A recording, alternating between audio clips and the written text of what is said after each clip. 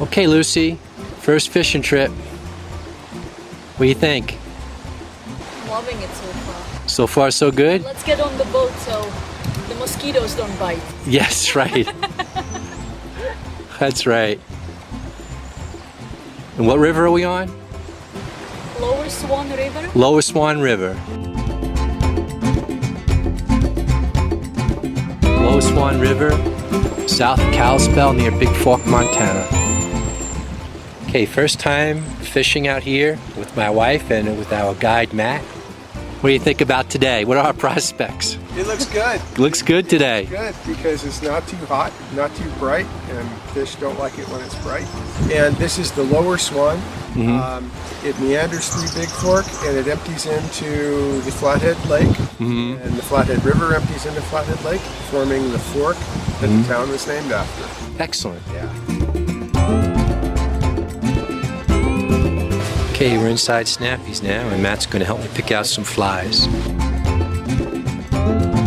It's better to find out where you're going to go fish and what you're going to be fishing for, and that's going to help you out a lot in determining what flies you want to use. If we're going on streams here in western Montana, we will have a lot of stoneflies and a lot of caddis flies, and those are these are simulated with the tent wing patterns, like this. Okay. The wing on this fly, by the way, is the deer hair or elk hair that's sticking out on top. This is to appear as down wings on an insect. The hackle wrapped around gives it its buoyancy, and it should set on the water pretty nicely, high up on the water. And this happens to be one of the patterns that's used quite a bit. All right, so Kevin, we're going to go in and we're going to get you situated with new lines and reels. The thing about that's important, and I always tell people, is that when they get a reel, make sure you get a reel that has interchangeable cassettes like this. Right. That way you can get two lines, and one line will be your sinking line, and the other line will be your floating line, because with sinking and floating lines, you'll have all your applications for fishing accommodated. A lot of times your sinking line will be great on a lake or deep holes on the river, and your floating line, of course, is good for all of your surface fly fishing. Excellent. Well, thank you very much, Matt, and let me get a little picture of that there. Crane Mountain Guide Service. That's right. And there's the phone number. Give us a call. Absolutely. Give them a call. Matt's the best. There you go. You want to lower your rod tip, point it at your fly, and follow your fly, just like that. Okay, good. Perfect. That's a classic fishing situation there, because now you're ready for the strike. Now, before you, I'll show you one more thing here. Before you go for your next cast, what you'll want to do is take up the slack a little bit, and when you come up to cast, you'll shoot your line just like so. What I did is, once I got the energy of the line going in front of me, I shot the line and it took up all my slack line like so. I get a nice big mend into it, and then I follow it through. That's a real good drift, and I never take my eyes off the fly, because I'm actually expecting a strike anytime, and I'm focused because it happens so fast. Again, I'm taking all the slack out. I pull the line away from my rod hand. I come up. I can take one false cast and then shoot the rest of the line. Get a nice wind. Follow through.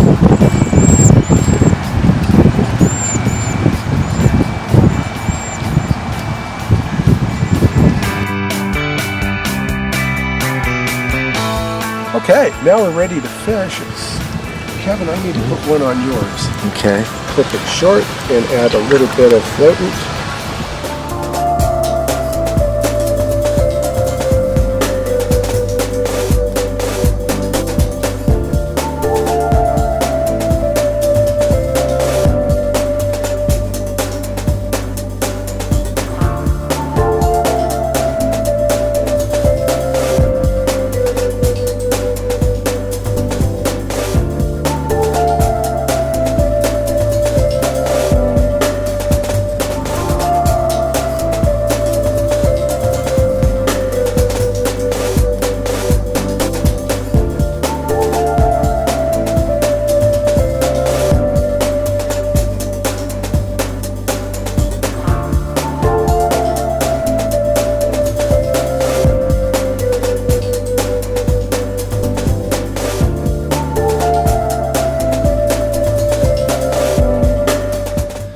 Okay, I'm home. Lucy and I had a great time. That was fantastic. The Swan River is just beautiful, absolutely gorgeous. I'd like to recommend to anybody that's about to start fly fishing to hire a guide one day. I guess similar if you first take up golf, they say lessons are really helpful. Matt was terrific, and I learned so much from having the guide for one day. It would have saved me weeks or months of learning and not catching fish to now try and get some fish. So that's it. Had a great time, and if anybody out there would like to get in touch with me through the website, I'd like to have a way that firefighters can communicate with each other and maybe start to swap some hunts and fishing trips, and all of us experience what our brothers and sisters in different parts of the country are seeing.